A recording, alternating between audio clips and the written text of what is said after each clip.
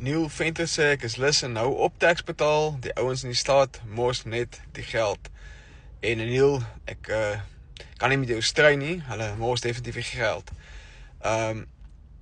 Maar kom ek geef jy 'n ander perspektief van 'n ander oogpunt af, is eerstens SARS het toegang met AI, het hulle toegang tot al jou bankstate, en wat ons deesdae sien in audits, is SARS stuur vir jou addisionele bankstate wat jy nie verklaar het nie, en hulle stuur vir jou 'n aanslag gebaseer op die inkomste van die bankstaat sonder enige aftrekkings.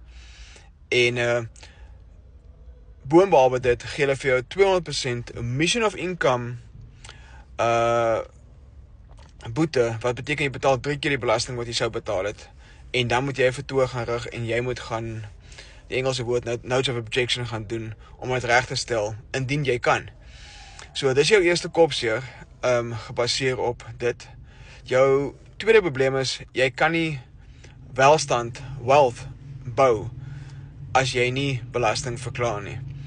Die banke, enige plek waar jy finansiering gaan aansoek doen, waar jy wil eiendom koop, waar jy wil wealth bou, gaan word alles teruggetrek na jou belastingaanslag toe, wat jy wel vir SARS verklaar.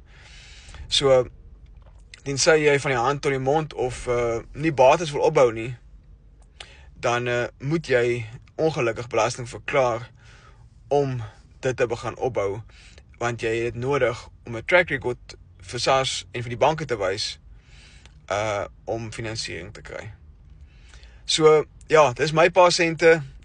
Jy gaan dalk van my verskil, maar ja, dis die ondervinding wat ek het van die praktyk van bykans 25 jaar.